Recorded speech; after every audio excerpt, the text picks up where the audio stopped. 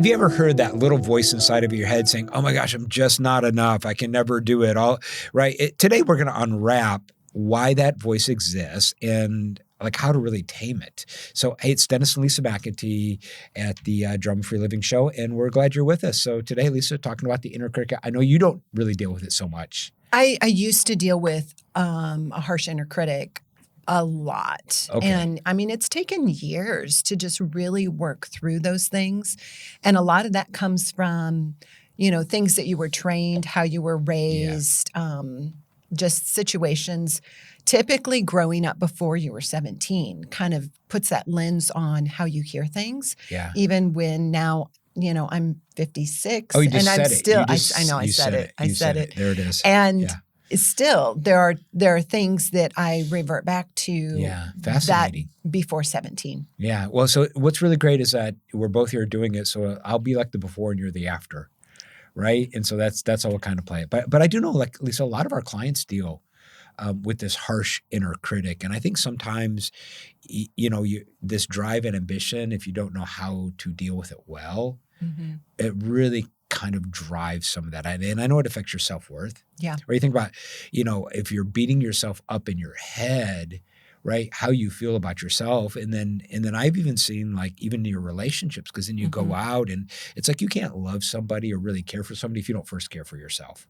Right. And it's very interesting. There are different studies on relationships. And if one person, whether it's a spouse or a parent, they're just speaking very encouraging, super nurturing words, and if the other person has a harsh inner critic, it doesn't matter how encouraging you are, how loving you are, how supportive you are. The person with a harsh inner critic is going to hear it as, I'm not enough. They're saying this because I can't do this. And this can also happen in the workplace. So if you have a team that is carrying a lot of harsh inner critic, and you as the higher up or as the supervisor, even though maybe you're being super encouraging and you really think, man, I've got the best team in the world. If one of those team members has a harsh inner critic, they're not going to hear it that way. Right, because we think and I'm not against giving compliments, right? So I always have to kind of pre-frame that, because when I say next, people say, well, we shouldn't give compliments. But really, this whole idea of motivation is really an inside job. And so it's why, Lisa, at Leadership 101, one of the very, very first session of Leadership 101, we deal with this harsh inner critic, right? Because I can know what to do, but if I don't feel confident, right, if I don't feel capable, I'm not going to step in and do some of the hard things. And if I'm always beating myself up, well, of course I'm going to procrastinate. Yeah. Of course I'm not going to be confident. And many times it's, I hear these things. So say you're complimenting me and you say, Dennis, you're doing this good. You're doing this good. But I walk out of your office going, but I'm not this, but I'm not this, but this isn't what, right? And so really just learning to train your brain. And that's why we actually have a practical framework that we really teach people how to tame the inner critic. So we'll put a link for Leadership 101 there in the show notes for you. But check it out. If this is something that you really have trouble navigating through, or if you have a team that has trouble navigating through it, Leadership 101 is a great process that we walk people through. And the very first lesson is how to tame that harsh inner critic, because we've realized it's why we procrastinate. And I have not met any leader that hasn't said, oh, my team procrastinates. It just sort of is, right? It's by nature. And so it's there for you. You may not know, and the people that you're dealing with, they may not know if they have a harsh inner critic, but there's one key to know, they may have a harsh inner critic. Yeah. If you have a very high-performing individual that's very driven and super passionate, there's a good chance that they currently have, or in the past have dealt with a harsh inner critic, an exceptionally harsh inner critic, because frequently that's what drives us. That's what the individuals that are super high performing, that are sometimes it can be perfectionistic, the ones that are just super passionate and just really going for it. They're driven because they're chasing themselves.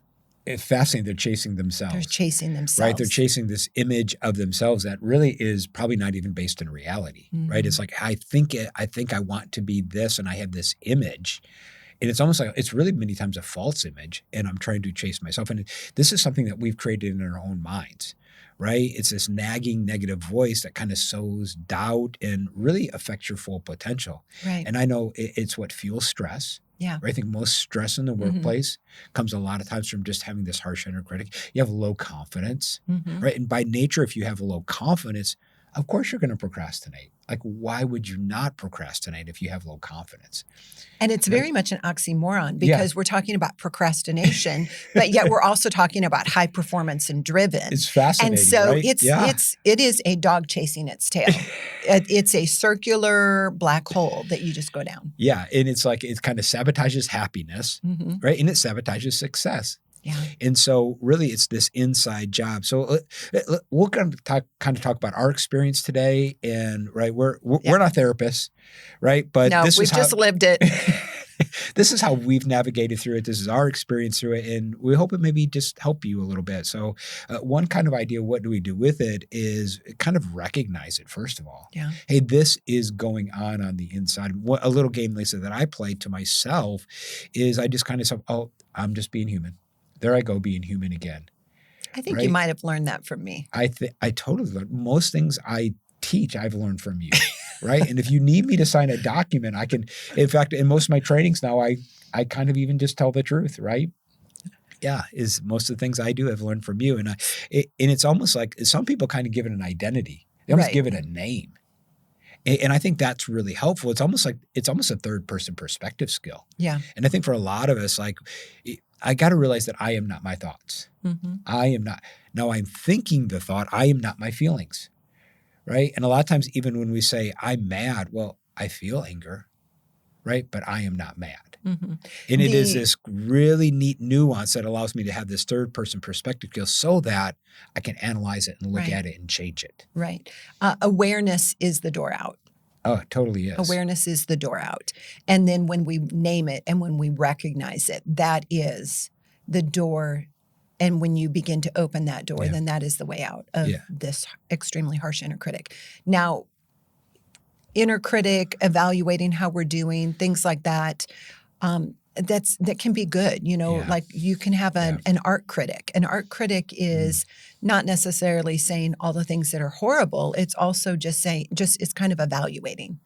And so that inner critic is not necessarily bad. It's when it's harsh. And that's when it becomes detrimental. Yeah, and it's almost like the tone of it.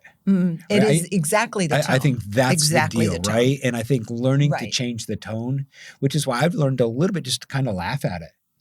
Right. And almost like when that negative self-talk kind of starts, right? It's like I want to sort of change the tone so that it's warm and encouraging. Yeah. And almost like make a game out of it. Right. Because many times it's how I hear it. And here's the thing. Even when you're giving me feedback or somebody's giving me feedback, I hear it in a certain tone and it totally changes the meaning. Exactly. So for example, you got dressed this morning and I'm like, wow, that's a great outfit. And I go, oh, great outfit. So how many different ways can you hear? How many different ways, if you change your tone, can you hear, wow, that's a great outfit? Or, wow, that's a great outfit. And the thing is I can say something in a particular tone, but you can hear it in a completely different tone because your harsh inner critic has changed the interpretation of what I've said. Well, and then it gets even worse because then in relationships, if I choose to sort of play the victim role, right? And it's like, oh, no, that's what you said. And it's like, no, it's really how I heard it. It has nothing to do with you, right? And then all of a sudden I become resentful or watch this, I think it's disrespectful. Yeah. Right? I think, oh, that's really – and this all stems from inside. And so I think a lot of times – and we've even seen this with teams. Lisa, I was with a group of educators on Friday. Yeah. And that was really hard for them to sort of like navigate through that, that was disrespectful. Well, if you heard it in a certain tone, I can see where you would believe it's disrespectful. But as soon as I say it's disrespectful, then I've just chosen a victim role. And all of a sudden I've just put you as the villain.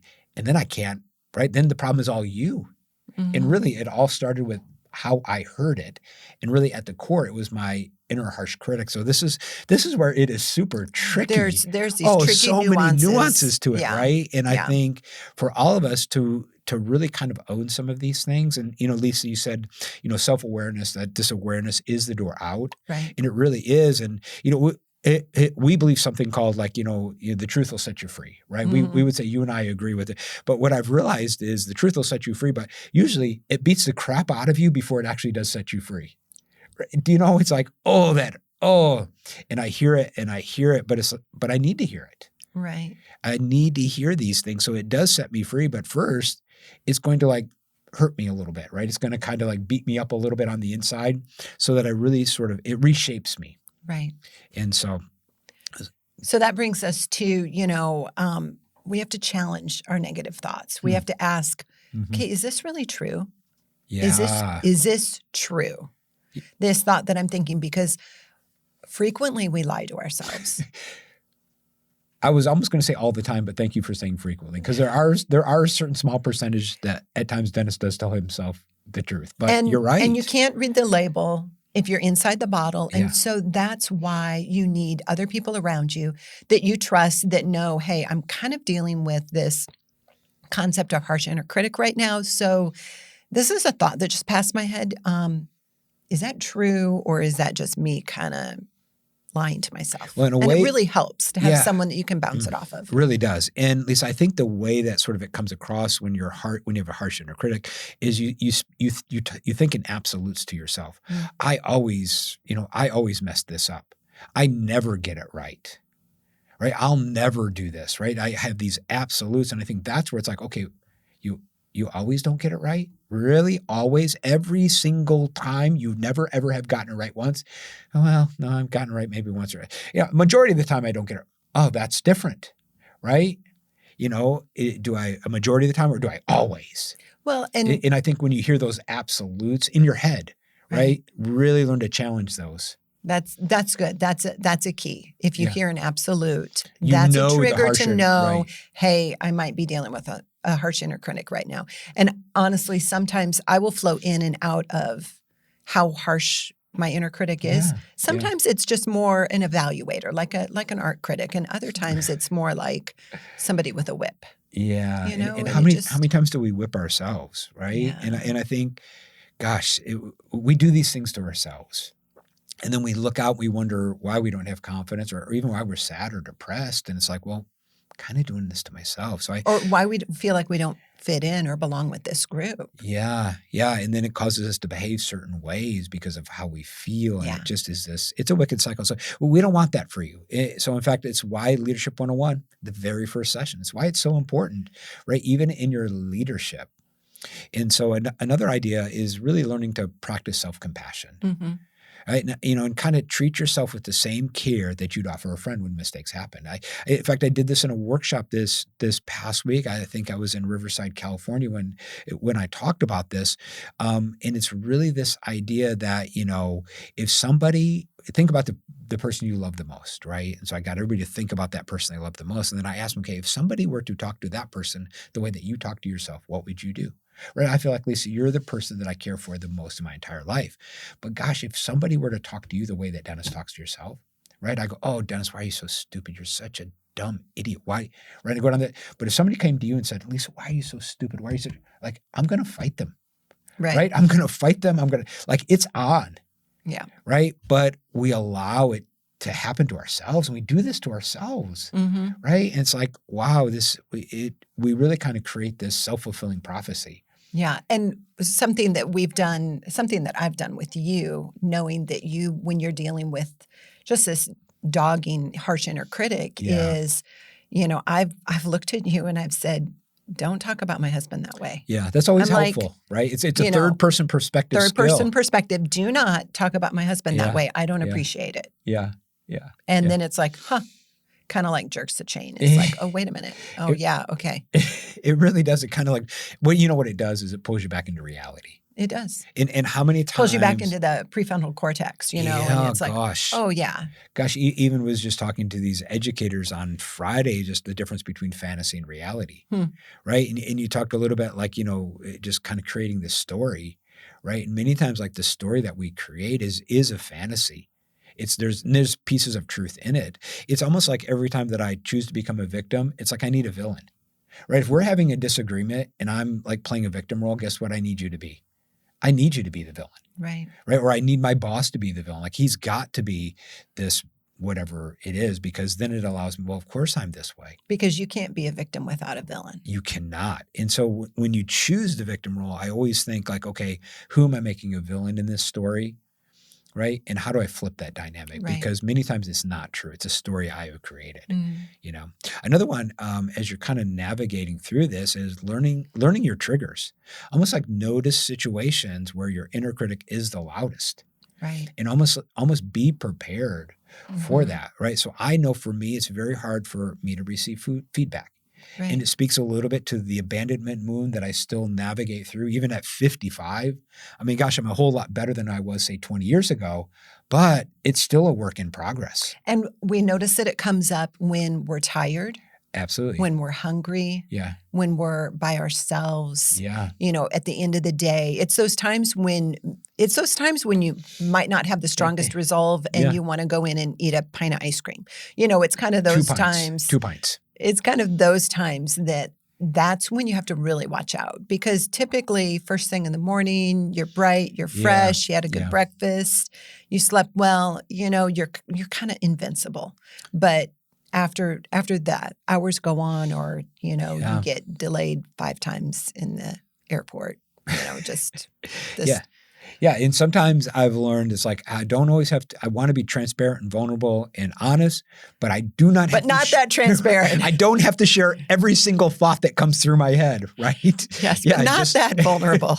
Well, no, and just really recognizing, because I know for me, like this lack of energy and tiredness, now not to avoid situations, but, you know, the reality is we don't have to deal with everything right now, you know, and I'm a big proponent of, you know, just put it on the shelf, you know, and go get some energy, go get rest, and then we can take it off the shelf, and then we can deal with it. You got to smirk and smile on your face. Are you going to disagree with that? You're going to say, you don't always do that. You are a big proponent of let's put it on the shelf and deal with it later, unless it's bugging you. Unless it's like, okay, can we talk about this? And I have to stop and think, can we talk about am I ready to talk about you know, I don't think I'm quite ready to talk about this. Are you sure? You sure we can't, you know, can we just talk over this one? Yeah, no, I don't think I'm quite ready to do that yet. So well, yeah. And so which is excellent. That's awareness and knowing, okay, hey, am I at a point that I can have an adult conversation about this without going into any triggers or without going into any black hole? Well, and this is a good way, even as you're dealing with your team and with other relationships, is always getting permission. Contracting with the other person. Contracting with the other person instead of stepping in, because many of us were like boundaryless. Yeah. Right. It's like, it's like I'm my property, your property, and I'm just going to jump into your property. Hey, I need to talk to you about this. You remember that day when you da-da-da-da-da. Right. And it's like, whoa, now is not the time. Yeah. And so learning to contract. So think about like as you're having conversations with your team or maybe even with your boss and, you know, using that idea of contracting with each other and then also giving people the freedom to go, hey, now's not a great time, and then renegotiating. Not that you're going to blow it off or push it off or avoid it. Right. But there's timing at these things and really being aware of that. Because sometimes, Lisa, we are so caught up in ourselves, right? Like I have found this with myself. It's like I'll even, just call a team member and like, blah. And I'm like, I don't even know what they're doing right now. Right? They could be working on this one thing that takes a lot of concentration. And it might be very important. And it might be very important. And it might honestly be a lot more important than what Dennis wants to talk about over here. But if I don't contract with them, and so I'm getting better. I don't always do it, perfect, but getting better with just asking permission. Yeah. It's like, hey, do you have a moment? Hey, do you have a moment? What are you working on? This, blah, blah. And I go, do you have it? And also but also letting them know, hey, do you have a moment to talk about the conversation with the client? And let them know, not, hey, do you have a moment? And then they say yes. And then you bring this item up and then they're like, yeah, actually, no, I don't have a moment right now. Yeah. And allowing people the opportunity to negotiate. Well, in what was fascinating, Lisa, so we were with this group of educators in Missouri this past Friday, and it was an entire school district where we were working, and the superintendent of that district, it's a small district, and so there's some of the teachers and some of the administration, they have access right to the superintendent. So, but they were amazed that they could call a timeout.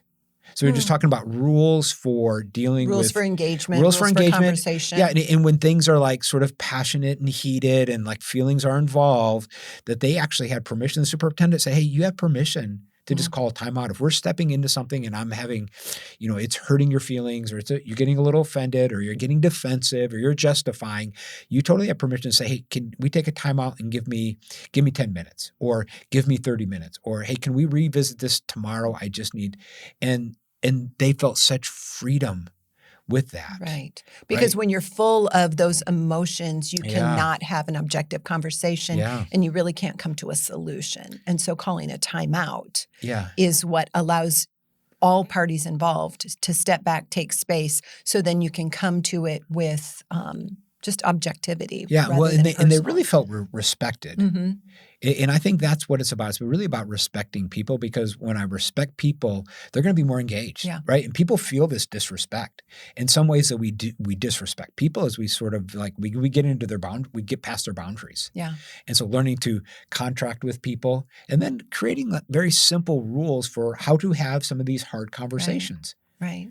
Now, one thing that's important to know is, typically in relationships, there is a dominant person in a relationship. Yeah. If you're at work, you've got higher ups. Yeah. If it's with your family and you're the child or you're the parent, someone's going to have the dominant relationship. And the dominant relationship is going to be the one that says, hey, do you have a minute? And the non-dominant parties of the relationship will feel like, okay, I need to give them a minute. They're my boss. Yeah. I need to give them a minute. They're my parent. They're whatever. And so what you have to do is understand, if you're the dominant person in this relationship, being very, very clear on, do you have a moment to talk about this specific instance? Yeah. And then giving them a chance, unpressured, to answer, because you don't know. Some people, they're just, honestly, they want to take care of their boss. They're afraid of losing their position. Yeah. If the boss steps in and say, hey, could I talk to you for a minute? They're like, sure. Yeah, absolutely. Because this job security is on the line. Yeah. And listen, if you're a supervisor or you're a manager, like, your goal is to create these safe places. Okay. And so if you're always jumping into other people's you're like boundaryless, and you're not, you don't have some of these rules for engagement, it's going to feel unsafe. And then people's brains operate best in safe places. Yeah. They walk into every situation and they spend energy trying to create safety for themselves. But if they know they're safe, they don't have to spend that energy, and they're able to spend the energy on being productive and creative and solving problems that you really need to solve. And so, listen, this is why this is super important for you as a manager to really step back and create some of these rules. And Lisa, it was so fun to leave that event in Missouri and just to see the encouragement and the confidence on people's faces that, hey, we're able to, have hard conversations, where we have some rules for, how to have these conversations, because you have them. And so, I think that's one way that we really practically, in some of the training, really help people to do. It's why it's customized. Like, I never tell people what the rule is or what the rules are for them, right? Because every culture, every relationship, these are all so nuanced. We have some best practices. We have some samples, but what was amazing is calling a timeout. Yeah. It was specific to this group. Like, I had never thought about calling a timeout, but as we're having this creative conversation and we're sort of facilitating this dialogue, it just kind of bubbled out. And they were like, oh, and everybody bought into it, because that kind of idea fits their culture there in Missouri and who they are as a group. Right. And so, these things are just very nuanced. Right. And that's why, that's one thing I do love about Leadership 101. Yeah. Leadership 101, it's on Zoom, but it's live with a coach. And we're going through these concepts of harsh inner critic. Yeah. And then there's this discussion involved in questions. And okay, well, how does this actually apply to me? And okay, wait a minute, can I get this straight? Okay, so if this and this happens, and just being able to bounce ideas back and forth off each other, off peers, but also off of an expert. Yeah. I love and it just is super helpful because it's not canned, and it's not, okay, let me ask AI, what do I do in this? Because it's personalized. So you can actually answer your question that applies to your situation and not a blanket statement. Another idea is that really learn to journal your thoughts, I think. That's really very good. helpful, right? Is like because you have to have a chance to like get through the emotion. Right? It's like this happened and I felt this. Right. Right. And I felt, and just write out how you felt. And then, okay, so I felt this because I thought that. Mm-hmm. Right. And then redirecting your questions about, okay, well, is this true? I thought this. I thought she was being disrespectful and mean and arrogant. Mm-hmm. Okay, well, what else could this mean? Right. And really processing through, because you got to get yourself right before you can step into conversations. Right. And then another part is, okay, like, how is my body reacting? Yeah. You know, do I feel weak? Do I feel tense? And just figuring out how my body's reacting, because a lot of times you can feel your body's reaction. You feel, okay, I am like super tight in my neck right now. Yeah. And what's going on? And then I can give myself an opportunity to dig deeper. This happened to me this last week when we were in Los Angeles. Yeah. We were at the airport, and it was just a whole deal. It was a whole deal of us, just miscommunicating. Or my lack of communication. Let's say it that way. Well, yeah, Dennis's lack of communication. He took a phone call when we were in the middle of, trying to get to our gate and get some food and stuff like that. And didn't tell you what was going on. Right. Yeah. And I expect you to read my mind, which is great. Great strategy. And follow him while he's talking on the phone to someone else. And it's been known to happen. This is a great strategy. And I felt physically I locked up. I physically locked up, and I felt weak, and I got really confused, which I'm not normally that way. And so then on the flight, I went through and I started journaling this. I was like, okay, this is what happened. This is what I was feeling. This is what I was thinking in my brain of the situation. This is what I was feeling. This is what was going on in my body. And I realized, oh my gosh, when I kind of go into that weak state or that confused, like, my mind goes blank and I can't think logically, it's tied into this situation. And the crazy thing is I tied it back all the way to, when I was a little girl, my mom worked a couple different jobs. And so I, at like 4 years old, was left alone at home with my older sisters to basically act as an adult for whatever situation came up. And I had no clue. That was the first time I had ever dug that up. And then I was with my sisters a couple days later, and we were talking about it. And so we were able to talk, the three of us, just on, oh, wow, that's really interesting, because that also is my situation, because we grew up together. And I think that's why I do this. And that's why, and it was very fascinating. So journaling your thoughts can kind of dig up all these crazy things that you didn't even know existed. Right. And then these experiences can actually be helpful, because I went through this experience maybe that was painful, and you're like, oh, I learned, I'm learning this. And then once I have the learning and the awareness, then I can change it. Yeah. Right. But without that, it's almost like I'm living life on autopilot. Or it's like I'm in this area. Here's where I don't want to be, is that in this area, I'm living life asleep, but I think I'm awake. Right. Oh my gosh. How many times has that happened? Another idea, redirect your attention. Yes. In the moment. It's like immediately. Walk, breathe. Yes, please breathe. Right. No, but just taking the deep breaths and, really, this is why stepping outside and getting into the sunshine is a big deal. Yeah. An ability to call a timeout. I think that's what this group in Missouri was really talking about. Say, I just need a minute to redirect so that I can, because I'm beating myself up right now. I'm beating myself up and I'm getting ready to beat you up. And typically when you redirect, there's a physical component to it. Yeah. So if you want to redirect mentally, it is a physical activity. So that's why it's walking or just, concentrating on breathing or doing something creative. And there's that physical aspect that brings us back out of the amygdala back up to the prefrontal cortex. Yeah, and it kind of all deals with that vagus nerve that flows through your entire body, right? It's all connected all together. Yeah. So, and we won't go into that. And then a last kind of tip is learn to celebrate small successes. Mm-hmm. It's why the power of the win. Like, hey, these were the wins. This is what I'm grateful for. This is what I'm thankful for. And getting very, very good on just rehearsing, some of these. So, Lisa, for you, what was the takeaway today? This has been helpful for me. It's just very good to reflect over these things and just remind myself and evaluate, okay, how am I actually doing with this inner critic? Is it harsh or is it more like an art critic, Yeah. But a nice art critic. Yeah. Well, and I think that's for me too. It's like, I think I have to really watch the tone. Mm-hmm. The tone of how I hear things, so I think, Lisa, just kind of, think about for our audience today is the harsh inner critic might not leave. The inner critic might not leave, but let's not make it harsh. Like if it's screaming at you, let's just make it a whisper.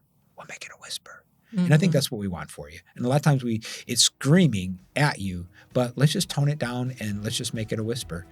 We talked a lot about Leadership 101 today, so we'll put a link in how you can engage with Leadership 101. We'd love to serve you in any way. And Lisa, I think we're done today. Yep. So thank you, and we'll see you next time on the Drama Free Living Podcast.